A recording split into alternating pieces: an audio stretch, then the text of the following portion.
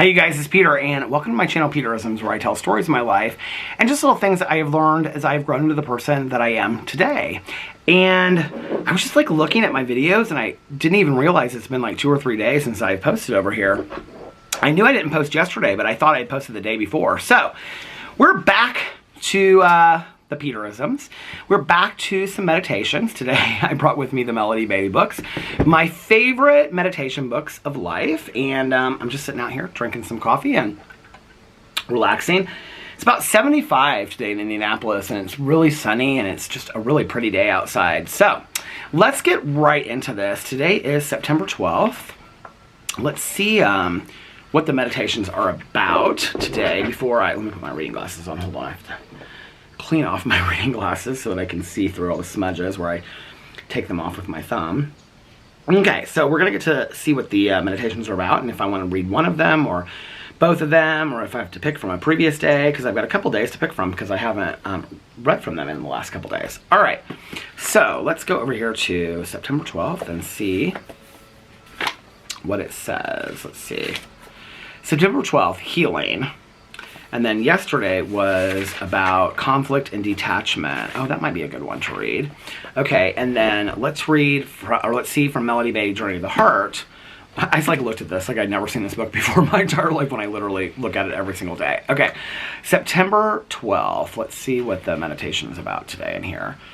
Energize yourself, and yesterday was heal your fear of abandonment. Well, let's read from the language of letting go first, about conflict and detachment. I think that's a good meditation. I don't remember reading this one, so let's hear it. And it's longer too, and then if I get to Journey to the Heart, we'll get to that. Conflict and detachment, September 11th. In a relationship, there are those wonderful... I just want to tell you guys like how I read these and respond to them. I am, like, on video, no different than if I were reading these to myself, you know? And when I read my meditations in the morning, and I always try to stay away from these two so I can share them on video, I'll read them, and then as I'm reading them, like, I'm thinking about things inside or my gut response to it, right? And then I'll sit here for a couple minutes after, and I just think about the meditation to myself and how it applies to my life and things like that. Very similar to what I share on these videos. So that's just kind of what I'm doing. You know, it's like this conversation I would have with myself is basically the conversation that I'm having on video with you guys.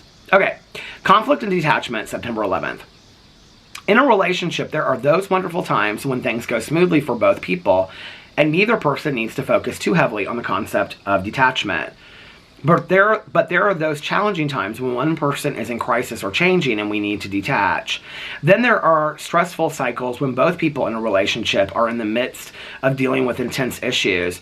Both are needy and neither has anything to give. This is so interesting because this is like almost exactly a cameo that I did today where somebody reached out to me about marriage, and this is like almost exactly the meditation. Like I should just read this meditation to them. Then there are those stressful cycles when both people in a relationship are in the midst of dealing with intense issues. Both are needy and neither has anything to give. These are times when detachment and taking care of ourselves are difficult. It is helpful in these moments to identify the problem. Both people are in the midst of dealing and healing. Neither has much to give, at least at the moment, and both are feeling particularly needy. That is the problem. What's the solution? There may not be a perfect solution. Detachment is still the key, but that can be difficult when we need support ourselves. In fact, the other person may be asking for support rather than offering it. We can still work toward detachment. We can still work through our feelings. We can accept this as a temporary cycle in the relationship and stop looking to the other person for something he or she cannot give at the moment. We can't stop expecting ourselves to give at the moment as well. Communication helps. Identifying the problem and talking about it without blame or shame is a start. Figuring out alternative support systems or ways to get our needs met helps. Sometimes, or it can cause more problems, actually, in a relationship, a romantic relationship. We are still responsible for taking care of ourselves, even when we are in the best of relationships. We can reasonably expect conflicts of need and the clashing of issues to occur in the most loving, healthy relationships. It is one of the cycles of love, friendship, and family. If it is a healthy relationship, the crisis will not go on endlessly. We will regain our balance. Agreed. The other person will too. We can stop making ourselves so crazy by looking for the other person to be balanced when he or she isn't. Talk things out, work things out, keep our expectations of ourselves, other people, and our relationships healthy and reasonable. I love that. A good relationship will be able to sustain and survive low points. Sometimes we need them so we can both grow and learn separately. Sometimes people who are usually there for us cannot be there for us. We can find another way to take care of ourselves. Today I will remember that my best relationships have low points. If the low point is the norm, I may want to reconsider the desirability of the relationship. If the low point is a temporary cycle, I will practice understanding for myself and the other person. God, help me remember that the help and support I want and need does not come in the form of only one person. Help me be open to healthy options for taking care of myself if my normal support system is not available. Okay, so I like the meditation, kind of where it ends up, but I'm like the beginning of it, I think it's kind of confusing. Okay, so when I think about the word detachment, we talk about detach with love and things like that. And I'm going to talk about this in just like in a very romantic sense, like romantic relationships. But when I think about detaching with love, or the idea of detaching with love for me more comes in the way of like family members or friendships or things like that, where you cannot condone what somebody is doing, like, you know, whether they're actively using, and it's like, I'm going to detach from love, like I love you, but I can't continue to condone this, or whether you set healthy limits and boundaries. I feel like that is detachment. I don't know that I feel like when you're in a romantic relationship and you're in the midst of going through something. Oh, the mail's here. Sometimes he looks over and honks or waves. Hey, how are you? Okay, how you doing? Good. I don't know that I feel like in a romantic relationship, detachment is the word that I would use. And in fact, I kind of feel like detachment, and this is just my personal opinion, in a romantic relationship can be somewhat dangerous. I understand what she means here from a codependent point of view, that we're not responsible for somebody else's issues, and so we have to detach from that taking care of attitude. Like that, I totally get. That makes sense, right? Like, we are not responsible for our partner's issues and problems, and we can't take care of everything, right? Like, I get that. He just like rewound and drove back. Rewound. He like backed up, drove back, and then he put in like all those like free pamphlets, you know, for like, I'm like, you could have just left that. I didn't need that.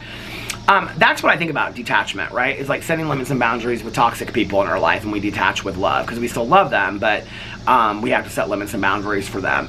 In a romantic relationship, so this is what I was saying in my cameo today. Somebody, I said, you know, something to the effect of that. I think one of the reasons why Alex and I are still here, and this is an attitude that Alex actually brought up early on, and, you know, I was under this whole idea of soulmates and all this kind of stuff and fairy tale endings, and Alex lives in reality. And so, that kind of didn't mesh. And I remember us early on talking about, you know, our relationship, and Alex saying something about like, well, we're a team. We have to work together as a team. We're like a partnership, right? And like when you're like a team, like a sports team, like a basketball team, a football team, a baseball team, or whatever, and when you're not doing great, or when you're doing great, you like celebrate together, and you're cheering each other on and things like that, right? But when you're not doing great, you have to have each other's backs. You have to support each other. You have to, you know, encourage each other and things like that. And that a relationship is very similar to that, a romantic relationship. That doesn't mean I'm responsible for what is going on in his life, but I am responsible from a romantic point of view to be a support system, you know? I don't know that I necessarily like the phrase. I want to make sure that I say it exactly in here, because I think it's a little misleading, and I think some people heard it this way. I don't know what they would do with that, but the part where it says in here, hold on a second,